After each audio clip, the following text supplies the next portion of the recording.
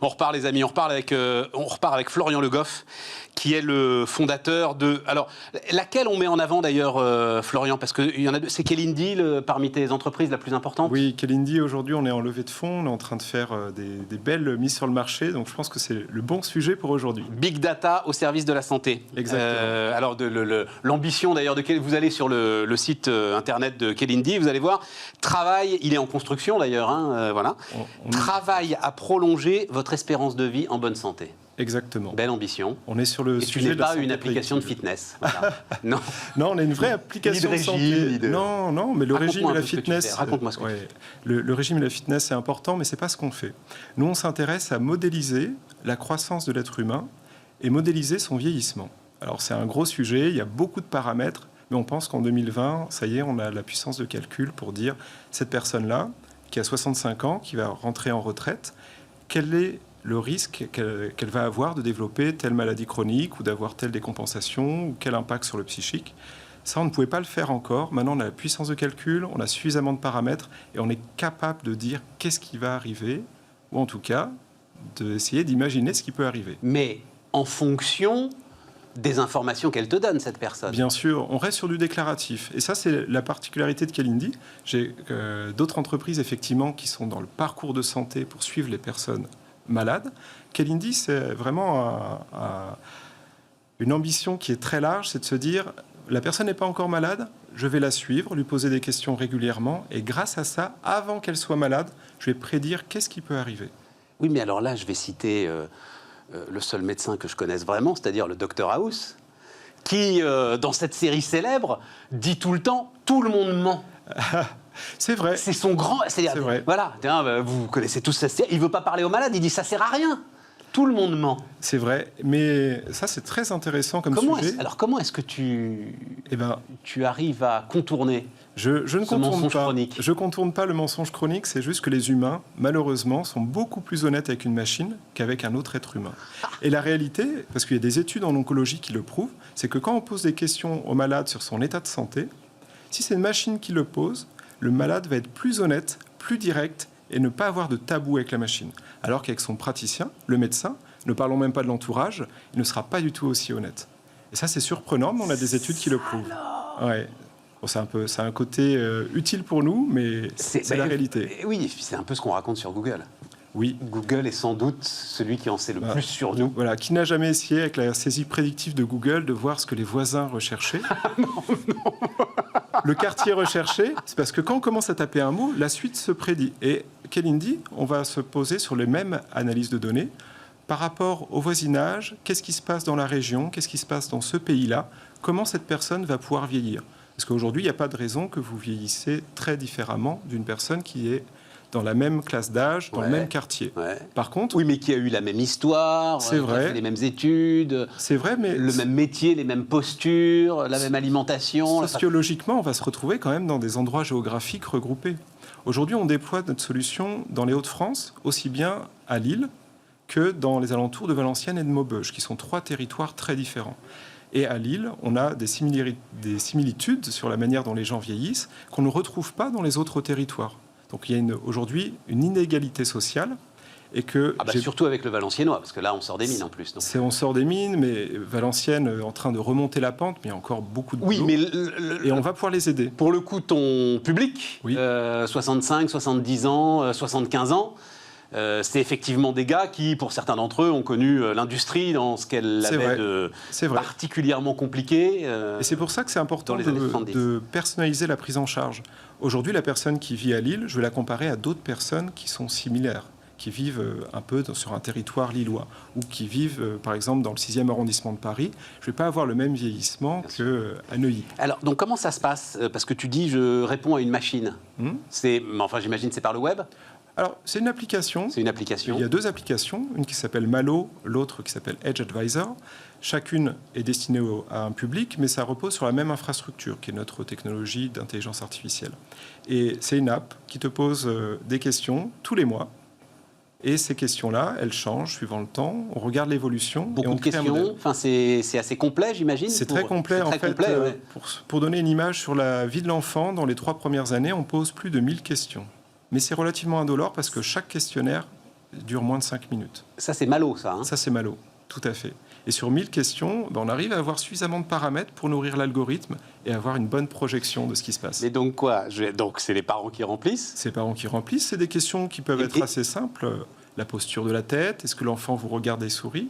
Alors quand on est père d'une famille nombreuse, on a un savoir-faire. Mais pour les personnes dont c'est le premier enfant, ça nous permet de détecter un certain nombre de problèmes du neurodéveloppement, de détecter certaines maladies chroniques très tôt. Et notre objectif, c'est de détecter la plupart des maladies et des troubles du neurodéveloppement, les diagnostics qui se font entre 4 et 8 ans aujourd'hui. On pense, et on va essayer de le prouver avec une étude clinique, pouvoir le faire à 18 mois. Prise en charge plus tôt. Et donc là, à ce moment-là, tu préviens les parents, c'est-à-dire si à un moment l'algorithme détecte quelque chose... Je préviens les parents, ou plus précisément, je les oriente vers le médecin. Avec un sujet. Ça. Oui, c'est ça. Parce que c'est chaud. On ne peut pas leur dire... Et surtout, nous ne sommes pas un médecin. Et je ne crois pas trop d'ailleurs aux symptômes checkers, aux techniques qui disent on pose tel diagnostic sur la base de votre déclaration. Ouais, tout à fait. Non, ça, il y a un savoir-faire des médecins, l'historique de la maladie, l'examen clinique qu'on ne remplacera jamais. Par contre, renvoyer les personnes au bon moment, plus tôt, ça, on peut faire. Donc ça, c'est Malo pour le développement de l'enfant. Et Malo va suivre l'enfant pendant combien d'années? Alors là, on le sort le 1er avril entre 0 et 3 ans, mais l'idée, c'est d'aller jusqu'à 16-17 ans. Mais à un moment, c'est l'enfant qui va reprendre la main. Et on va être sur un carnet médical pour partager l'info de santé utile avec les parents ou celle qui n'est pas utile, que l'enfant reste le propriétaire. Je donne un exemple. Ton idée, c'est que ce soit l'enfant qui remplisse. À long terme. Quel âge? À partir de 15-16 ans. À partir de 15-16 ans. Ah oui, voilà, en fait, c'est ça. À partir du moment où avoir des enfants qui vont consulter eux-mêmes le médecin, il n'y a pas forcément lieu que le parent soit informé. Tout à fait. Il peut y avoir des sujets sensibles. Oui, tout à fait, tout à fait. Mais pourtant, on a beaucoup de sujets dans l'adolescence, au niveau de l'alimentation, au niveau des addictions, qui peuvent être des addictions aux écrans. Les parents sont en recherche d'infos et on va leur apporter un premier niveau d'infos. Et les rassurer ou peut-être les inquiéter un peu, à juste titre. C'est passionnant et comme à chaque fois, et c'est ça le sujet, Florian, c'est qu'on ne sait pas si on doit s'en réjouir ou s'en inquiéter finalement. Je pense qu'on peut s'en réjouir. J'ai comme de cette forme de déterminisme. Alors, c'est vrai que c'est une forme de déterminisme. Mais il faut voir qu'en France, on a un très bon système de santé. Le système qu'on est en train de concevoir, on va le proposer dans d'autres pays. Et l'image que je donne, notamment quand j'en parle à mes investisseurs, c'est se dire que l'expat qui est peut-être dans un autre pays, dans un autre continent, il n'a peut-être pas le pédiatre ou la personne qui va être à ses côtés pour faire des consultations régulières de son enfant. Avec une techno qui est un peu déterministe, on va pouvoir quand même poser un ensemble de questions et avoir un simili-pédiatre pour faire le suivi de l'enfant. Oui, non, mais, et puis au-delà de ça, comment est-ce que je pourrais dire ça? Tu fausses pas le réel. C'est-à-dire, ce déterminisme... Il est présent. Voilà, déjà. C'est une réalité. C'est exactement une réalité. C'est factuel. C'est factuel. Et c'est ça qui est très intéressant, c'est que c'est issu de mes précédents travaux dans le cancer, dans le suivi des patients en oncologie. Comme je disais, ils sont plus honnêtes avec la machine. En tout cas, pas plus honnêtes, mais ils ont moins de tabous à parler de tous leurs problèmes et qui peuvent peser très lourd sur la santé mentale, sur les relations intimes, avec la machine qu'avec le praticien.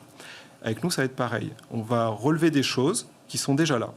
On va mettre le doigt dessus et on va aider les personnes à être bien orientées. Et derrière, donc l'autre aspect, justement, personnes âgées. Seniors, pas forcément personnes âgées, parce qu'on commence à 65 ans. Je revendique, moi. Oui, d'accord, si tu veux.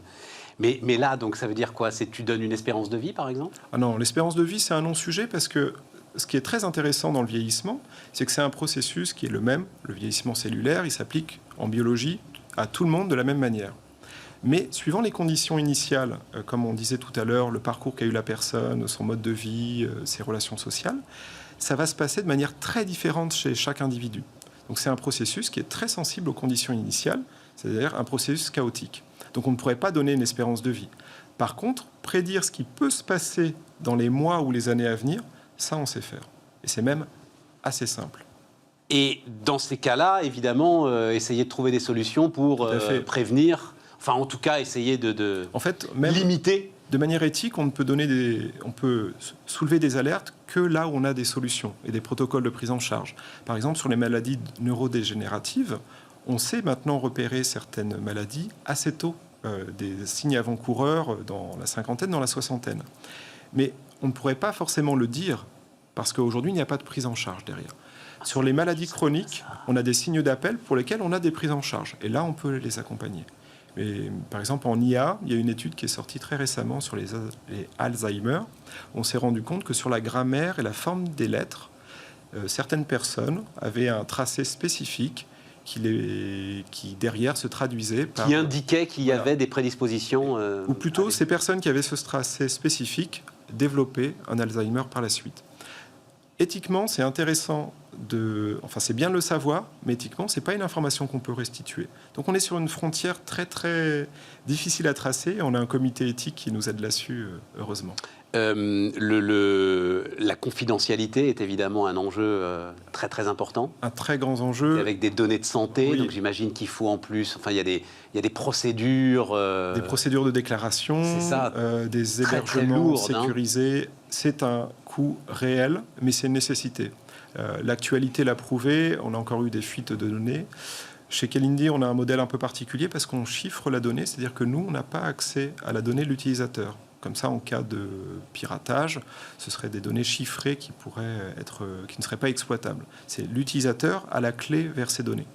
Mais c'est des coûts très importants et pour un entrepreneur, c'est un frein, mais c'est un frein utile.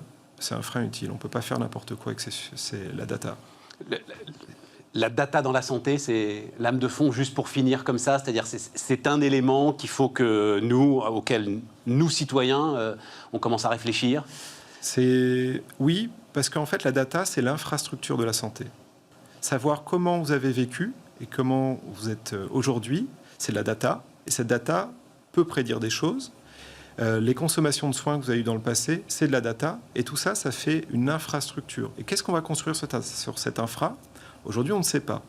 Mais comme toute infrastructure, il faut l'entretenir, la protéger et faire en sorte qu'elle soit utilisable par les autres aussi, et ce qui s'appelle l'interopérabilité. Oui, mais tu penses qu'il est légitime de construire, par exemple, des contrats d'assurance sur cette infrastructure ?